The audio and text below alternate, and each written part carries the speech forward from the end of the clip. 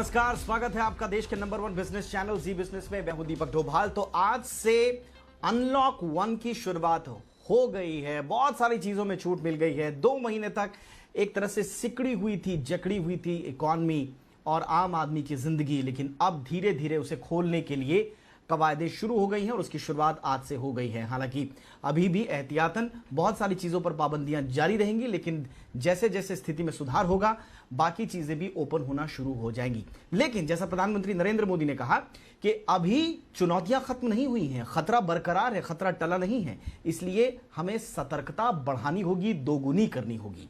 तो अनलॉक 1 में किस तरह की सतर्कता हमें रखनी होगी, चुनौतियां क्या होंगी, क्या हम एक बड़े खतरे की तरफ आगे बढ़ रहे हैं, क्योंकि हम ढिलाई अगर दे रहे हैं चीजों में तो जाहिर तौर पर संक्रमण बढ़ने का भी खतरा है। उन खतरों से निपटेंगे कैसे, इस पर विस्तार से आज चर्चा करेंगे। पहले रिपोर्ट देख लीजिए, फिर करेंगे चर्चा। खाली सड़कें, बंद दुकानें और सूने पड़े बाजारों की ये तस्वीरें अब बीती बात हो जाएंगी।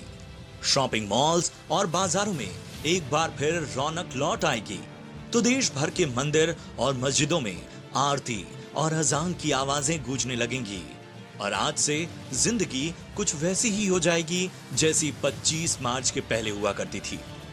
कई तरह की पाबंदियों में राहत मिलने लगी है। अनलॉक 1 3 चरणों में होने वाला है। पहले चरण में कंटेनमेंट जोन के अंदर सब कुछ बंद होगा, लेकिन इसके बाद चरणबद्ध तरीके से सब कुछ खोला जाएगा। इसमें 8 जून से धार्मिक स्थल, hotel, restaurant, shopping mall, salon कड़ी शर्तों के साथ खोले जाएंगे। एक राज्य से दूसरे राज्य में जाने के लिए अब पास की जरूरत नहीं होगी। दूसरे चरण में स्कूल, कॉलेज और शैक्षणिक संस्थान खुलेंगे। राज्य सरकारें स्कूल प्रबंधन और बच्चों के माता पिता से बात करके जुलाई से स्कूल, कॉलेज खोलने पर फैसला कर सकते हैं।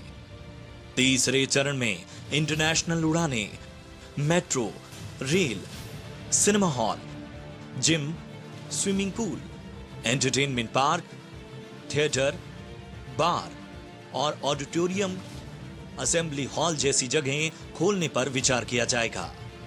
इसके अलावा रात 9 से सुबह 5 बजे तक कर्फ्यू का प्रावधान किया गया है। जाहिर है सब कुछ खुल जाएगा तो कोरोना के मामले और तेजी से बढ़ने की आशंका भी रहेगी, क्योंकि 4 लॉकडाउन के बावजूद संक्रमण में कमी नहीं आई है। पिछले 3 दिनों से रोजाना 8,000 से अधिक लोग कोरोना से संक्रमित हो रहे हैं। अब तक देश में 1,90,535 लोग कोरोना संक्रमित हो चुके हैं, जबकि मरने वालों का आंकड़ा 5,394 तक पहुंच चुका है। जाहिर है खतरा लगातार बढ़ रहा है। ऐसे में हमें सतर्क रहने की जरूरत है। प्रधानमंत्री नरेंद्र मोदी भी इसका जिक्र अपने मन की बात कार्यक्रम में कर चुके हैं। अर्थव्यवस्था का एक बड़ा हिस्सा अब चल पड़ा है, खुल गया है। ऐसे में हमें और ज्यादा सतर्क रहने की आवश्यकता है। 2 गज की दूरी का नियम हो, मुंह पर मास्क लगाने की बात हो सके वहां तक घर में रहना हो, ये सारी बातों का पालन, उसमें जरा भी ढिलाई नहीं बरतनी चाहिए। हालांकि अनलॉक 1 में इन चिंताओं का ख्याल रखा गया है। गाइडलाइंस में 10 कड़े नियम और शर्तें रखी गई हैं, जिनका पालन करना जरूरी होगा। सार्वजनिक जगहों, ऑफिसों और सफर के दौरान चेहरा ढकना जरूरी होगा। लोगों को एक दूसरे से 2 गज यानी 6 फीट की दूरी बनाए रखना जरूरी होगा। दुकानों पर एक साथ 5 से ज्यादा ग्राहक जमा नहीं हो सकेंगे। अनलॉक 1 में ज्यादा लोगों को एक जगह पर इकट्ठा होने की मनाही है। सार्वजनिक जगहों पर थूकने पर भारी जुर्माना देना होगा। सार्वजनिक जगहों पर शराब, पान मसाला, गुटखा, तंबाकू खाना प्रतिबंधित रहेगा। ऑफिस प्रबंधन को कहा गया है कि जितना हो सके कर्मचारियों से वर्क फ्रॉम होम करवाया जाए। कार्यालयों में ज्यादा लोगों को इकट्ठा न किया जाए। इसके अलावा ऑफिस, फैक्ट्रियों, दुकानों, बाजारों और कई दूसरी जगहों पर रोटेशन सिस्टम लागू करने के निर्देश दिए गए हैं। किसी भी कॉमन एरिया में एंट्री से पहले थर्मल स्कैनिंग, हैंड वॉश और सैनिटाइजर के इस्तेमाल के निर्देश हैं। जिन जगहों पर ज्यादा संख्या में लोग इकट्ठा होते हैं वहां रेगुलर सैनिटाइजेशन करने के निर्देश दिए गए हैं। दरवाजे के हैंडल और शिफ्ट के बीच में सैनिटाइजेशन का काम करना होगा। साथ ही ऑफिसों में सोशल डिस्टेंसिंग और शिफ्ट के बीच में गैप रखने के निर्देश हैं। शिफ्ट और लंच ब्रेक के बीच में भी समय देने को कहा गया है। सरकार को उम्मीद है कि अनलॉक 1 लागू होने से रुका हुआ कामकाज शुरू होगा और मुरझाई इकॉनमी का चेहरा खिलेगा। लेकिन क्या ये इतना आसान होगा? क्योंकि अनलॉक 1 में सरकार को कई चुनौतियों का सामना भी करना होगा। माइनस में जा चुकी अर्थव्यवस्था को पहले जैसा मजबूत बनाने की बड़ी चुनौती है। प्रवासी मजदूरों को वापस लाना, उनके लिए रोजगार उपलब्ध कराने की चुनौती है। फैक्ट्रियों में काम करने वाले मजदूरों की कमी को पूरा करने की चुनौती, दुकान, मॉल्स, ऑफिसों में फिजिकल डिस्टेंसिंग का पालन कराने की चुनौती। अगर अनलॉक 1 के दौरान कोरोना आउट ऑफ कंट्रोल हो गया तो उससे निपटने की चुनौती, ऑफिसों, फैक्ट्रियों में एहतियात बरतने, सैनिटाइज करने, सोशल डिस्टेंसिंग के पालन की चुनौती, प्रशासन के लिए भीड़ को नियंत्रित करने और शारीरिक दूरी बनाते हुए नियमों का पालन कराने की चुनौती, स्कूलों में छोटे बच्चों के बीच मास्क, सोशल डिस्टेंसिंग का पालन कराने की चुनौती। अनलॉक 1 की सफलता पर ही हम सबका आगे का भविष्य टिका हुआ है। इसलिए जरूरी है कि हम सरकार की गाइडलाइंस का पालन करें और सतर्कता दुगनी कर दें ताकि खुद को और दूसरों को कोरोना से दूर रख सकें। ब्यूरो रिपोर्ट, जी मीडिया।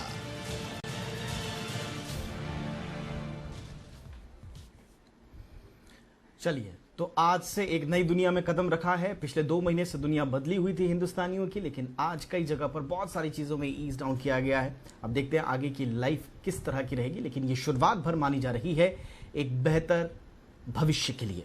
लेकिन खतरे भी उतने ही हैं, चुनौतियां भी उतनी ही बढ़ गई हैं। कैसे निपटेंगे, इस पर चर्चा करने के लिए मेरे साथ खास मेहमान मौजूद हैं। मेरे साथ हैं डॉक्टर आर एन टंडन साहब, जो कि सेक्रेटरी जनरल हैं इंडियन मेडिकल एसोसिएशन के। Doctor Tandon, good evening sir, बहुत बहुत स्वागत है आपका। हमारे साथ हैं प्रोफेसर एन.के. गांगुली साहब, जो कि पूर्व डीजी हैं आईसीएमआर के। गुड इवनिंग सर, बहुत बहुत स्वागत है आपका एक बार फिर से। डॉक्टर टंडन, आपसे शुरुआत करते हैं। आज से लाइफ बदल गई है, हालांकि कंफ्यूजन बहुत है गाइडलाइंस को लेकर, और चूंकि राज्यों को इम्प्लीमेंट करना है और राज्यों में भी जो स्थानीय प्रशासन है उसको तमाम चीज़ों के मद्देनज़र रखते हुए गाइडलाइंस को एक्चुअल में इम्प्लीमेंट करना, इसलिए कंफ्यूजन अभी भी बहुत है। लेकिन क्या आपको लगता है कि हम जिस खतरे की तरफ बढ़ रहे हैं संक्रमण के बढ़ने की, उससे निपट जाएंगे? हम उससे निपटने के लिए तैयारी है हमारी? देखिए, हमें लॉकडाउन का अगर सिर्फ सबसे फायदा देखें तो पहले दिन से और आज तक में हर एक चीज की तैयारी हर एक लेवल पे की गई है। गवर्नमेंट के लेवल पे, प्राइवेट के लेवल पे, सब लोगों ने तैयारी करी है इस खतरे से निपटने के लिए। सबको ये पता था कि ये खतरा जो है ये खत्म नहीं होने वाला है, ये अभी आगे जा रहा है, जैसा कि वर्ड ओवर देख रहे थे। पर हमने सीखा क्या वर्ड से कि हमने सबसे पहले लॉकडाउन किया, लॉकडाउन करके और स्ट्रिक्टली फॉलो करने की कोशिश करी और लोगों को एक्सप्लेन कराया। उस लॉकडाउन का फायदा कोरोना को कंटेन करने में कितना हुआ ये तो समय बताएगा, पर उस लॉकडाउन का सबसे बड़ा फायदा ये हुआ कि हमने अपनी तैयारी करी कि हमें किस तरह से अपने लोगों का टेस्ट करना है, उनके लिए क्या क्राइटेरियाज रखने हैं और कैसे उनको हमने इलाज करना है और किस तरीके के पैरामीटर्स को फॉलो करना है, जिसकी बेसिस पे हमने किस किस को कहाँ। सर, मैं आपको रोकना चाहूंगा, इस वक्त मेरे साथ खास मेहमान जुड़ गए हैं सर। जी टंडन साहब, मेरे साथ अभी महाराष्ट्र के स्वास्थ्य मंत्री राजेश टोपे साहब जुड़ने वाले हैं। जैसे ही वो कनेक्ट होते हैं, मुझे लगता है उनका संपर्क कट गया हमारा। आप अपनी बात पूरी कीजिए डॉक्टर टंडन। Yes sir. तो जो हमारा दीपक जी चल रहा था कि हमें किस तरह से इस महामारी में लड़ाई लड़नी है और किस तरह से अपने आप को प्रिपेयर करना है, तो एक चीज तो बहुत अच्छे से सामने आ गई है। मेरे साथ कनेक्ट हो गए हैं स्वास्थ्य मंत्री महाराष्ट्र, माफी चाहूंगा, राजेश टोपे साहब मेरे साथ जुड़ गए। सर, बहुत बहुत स्वागत है राजेश टोपे जी आपका हमारे शो पर। सबसे पहले तो आपसे यही जानना चाहेंगे सर, संक्षेप में अगर बता पाएं कि जो देशव्यापी अनलॉक 1 जो आज से शुरू हुआ है महाराष्ट्र में, वो किस तरह से अलग रहेगा सर? क्योंकि कंफ्यूजन अभी मुंबई में काफी है, बाकी जगहों पर भी है। अलग कैसे होगा, क्या पूरी तरह से लागू है? देखिए, महाराष्ट्र एक अलग ही राज्य का यानी out in the country total at as a whole अगर देखेंगे तो महाराष्ट्र और मुंबई ये बहुत ही अलग विभिन्नता है, इसमें काफी कॉम्प्लेक्सिटी है मुंबई में। तो इसीलिए अगर देश के सरकार ने केंद्र सरकार ने भी अगर कुछ लॉकडाउन 5 शुरू किया है और लॉकडाउन 4 के बाद अभी कुछ हद तक अनलॉकिंग शुरू किया है, लेकिन हमारे राज्य में हमने जो रेड जोन्स है उसमें अभी भी हमने टोटल ओपन नहीं किए हैं। और हम खास तौर पर मैं ये कहना चाहूँगा कि we are in a conservative way, we want to go ahead, क्योंकि सब ओपन करके भी नहीं चलेगा। लेकिन काफ़ी हद तक हम जैसा अभी हमने मॉल्स नहीं शुरू किए और शॉप्स नहीं शुरू किए जो ए जोन में है, और कंटेनमेंट जोन्स में हमने शॉप्स नहीं शुरू किए है, जो हमारा हटकर है देश के अनलॉक सिस्टम के तुलना में। तो इसलिए थोड़ा हम कंजर्वेटिव जा रहे हैं, क्योंकि हमारे यहाँ की कॉम्प्लेक्सिटी अलग है। स्लम्स है मुंबई में, पूना में, मालेगांव में, तो यहाँ पर जो स्लम्स है उन स्लम्स के हद तक हमारे को कोई हालत में थोड़ा अलग से स्ट्रैटेजीज करना पड़ती है, क्योंकि यहाँ कंटेनमेंट करना एकदम प्रैक्टिकली इतना सिंपल नहीं है, बहुत कॉम्प्लेक्स है। इसलिए we can not compare with other parts of the state.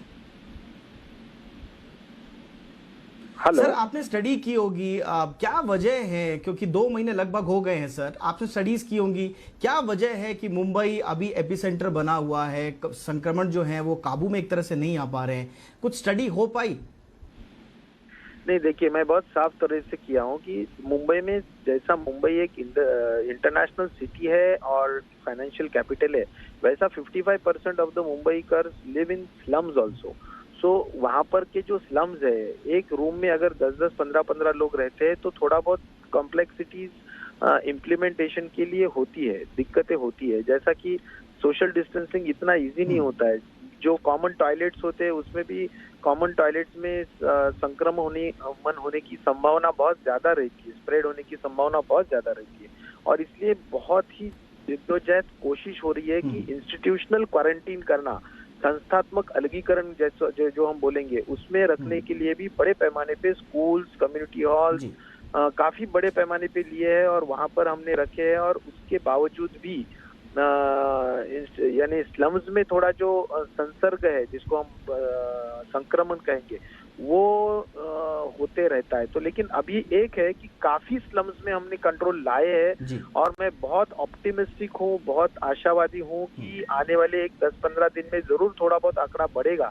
लेकिन आज मुंबई के अगर आंकड़े देखेंगे तो डबलिंग रेट करीबन 18 पे गया है, 17.5-18 पे गया है। मृत्यु दर हमारा गवर्नमेंट ऑफ इंडिया के एवरेज से भी कम है, 3 तक है मृत्यु दर, डेथ केसेस। तो हम कंट्रोल कर रहे हैं वहां पर डेथ का, क्योंकि हमने टास्क फोर्स अपॉइंट किए, best brains, best professionals appoint किए डॉक्टर प्रोफेशंस में, और जो हमारे को बेस्ट सलाह देते हैं और स्टैंडर्ड प्रैक्टिसेस हम करते हैं, अर्ली डिटेक्शन करते हैं, अर्ली कोमॉर्बिड जो है उनको डिटेक्ट कर रहे हैं, फीवर क्लिनिक रखा है, मोबाइल मेडिकल हमने रखा है।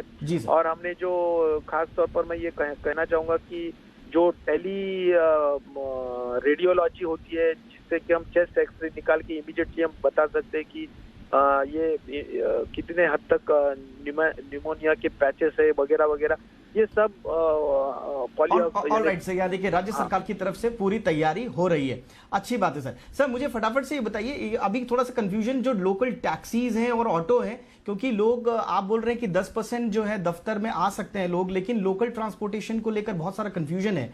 तो आप कुछ बताना चाहेंगे हमारे दर्शकों को कि आपके दिमाग में ऑटोज को और टैक्सीज को लेकर क्या अभी रणनीति चल रही है सर?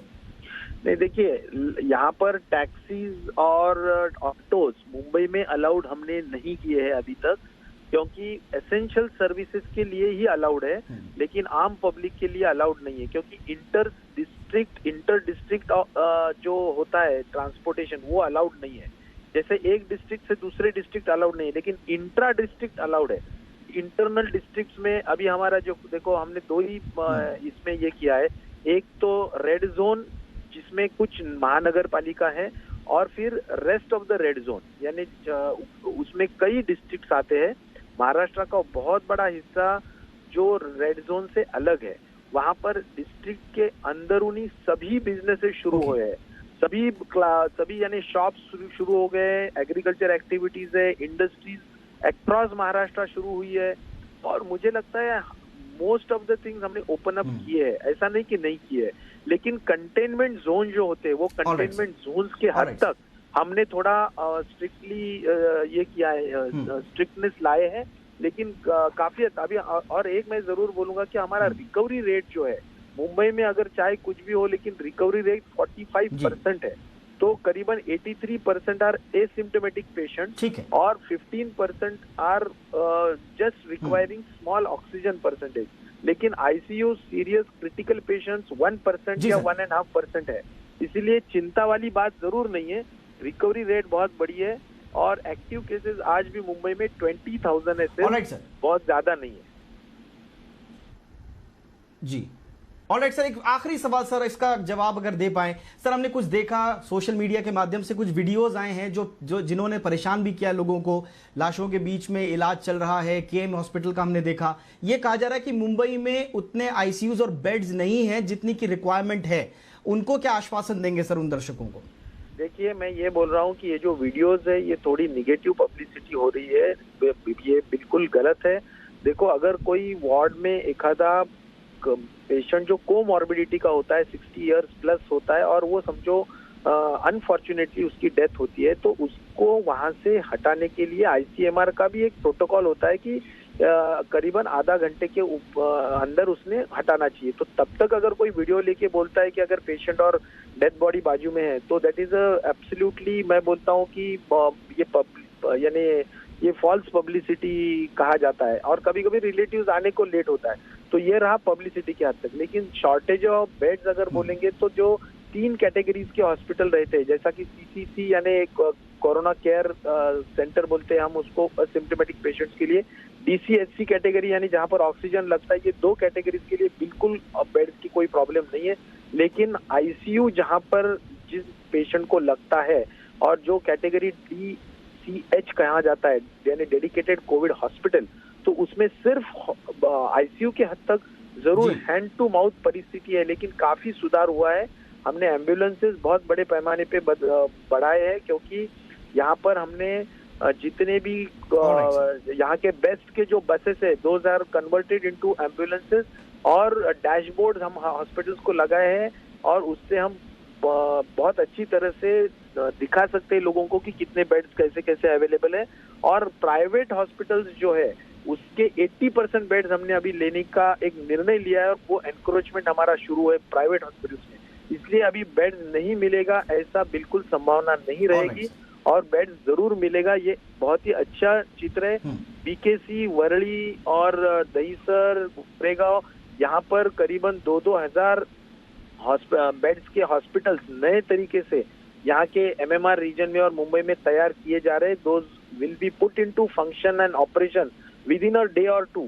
कुछ तो ऑपरेटिव हो गए हैं, कुछ छोटे मोटे रह गए हैं, लेकिन जरूर ऑपरेशनल हो रहे हैं। इसलिए बेड्स की अभी सिचुएशन खराब नहीं है, कुछ दिनों पहले थी लेकिन अभी नहीं है। अभी बहुत सुधार हुआ है, और दिन ब दिन बहुत अच्छा सुधार होते रहेगा, क्योंकि हमने ऑक्सीजन लाइन सभी हॉस्पिटल्स के बेड्स में हमने दी है। ठीक है सर, थैंक यू, बहुत बहुत शुक्रिया सर, हमारे लिए वक्त निकालने के लिए शुक्रिया इस बातचीत के लिए।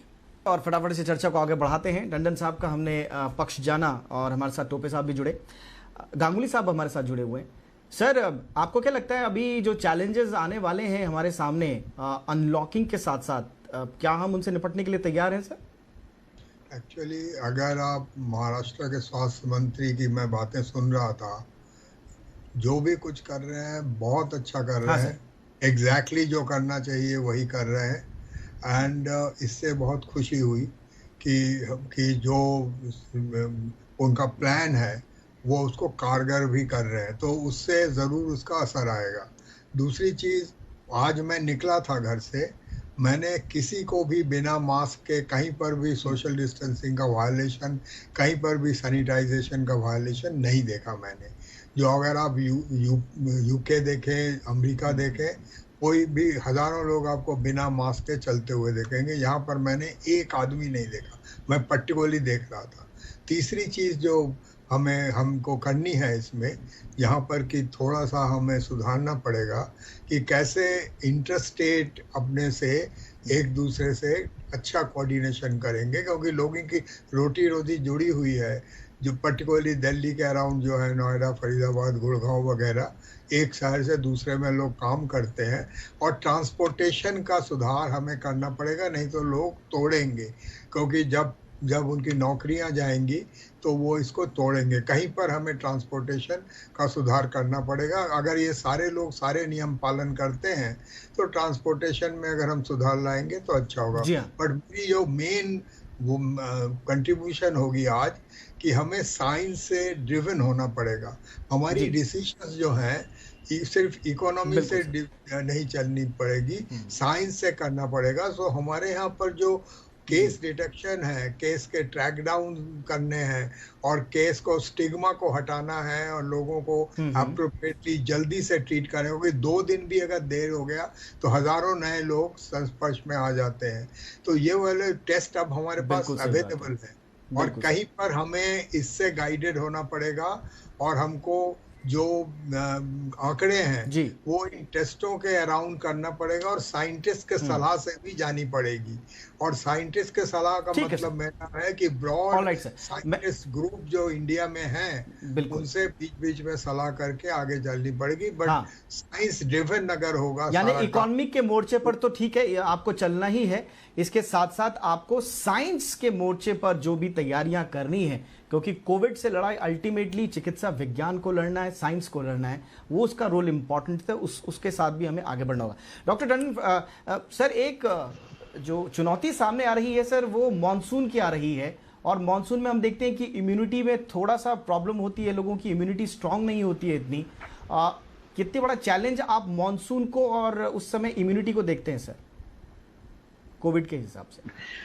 देखिए, दो हमें ये तो समझना पड़ेगा ना कि मानसून हो और समर्स हो, उन सब की जो प्रॉब्लम्स हैं उनको फेस करना पड़ेगा। पर जैसे अभी प्रोफेसर साहब ने कहा कि हमारी जो साइंस क्या कहती है, हमारी साइंस हमें ये नहीं कह रही है कि हमें मानसून में आएंगे तो हमें इसमें वायरस से प्रॉब्लम आने वाली है या किसी चीज़ की प्रॉब्लम आने वाली है। हमारी साइंस जो कह रही है कि हमें इस लड़ाई में सबसे आगे किस तरह से बढ़ना है। इस 3 महीने में अगर हमने मार्च, अप्रैल, मई में सबको ये सिखाया कि आपको सोशल डिस्टेंसिंग और मास्क और बार बार अपने हाथ को धोना है, और किस तरह से कफ एटिकेट्स को फॉलो करना है, और अननेसेसरली सड़कों पे घूमना नहीं है, वो सबसे ज़रूरी चीज़ है। और बहुत हद तक हमको ये दिखाई दे रहा है कि हमारी जनता आप सबके माध्यम से और सारे लोगों के एफर्ट से, मेडिकल प्रोफेशन के एफर्ट से इस बात को समझ गई है कि उनके लिए सिर्फ इस समय ज़रूरी है कि सोशल डिस्टेंसिंग रखें, मास्क लगाएं और अपने हाथ को धोएं।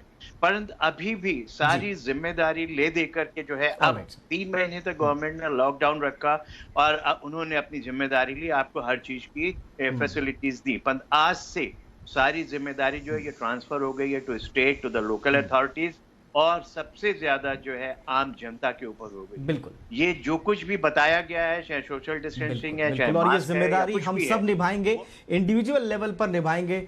बिल्कुल सर, हम उम्मीद करते हैं कि ये जो जिम्मेदारी अब लोगों पर आई है उसका निर्वहन वो अच्छे तरीके से कर पाएंगे। बहुत बहुत शुक्रिया सर डॉक्टर टंडन बातचीत के लिए। Professor Ganguly, thank you sir, हमारे साथ आप जुड़े और आपने अपनी बातें साझा की। तो आज के शो में इतना ही, इजाजत दें, नमस्कार।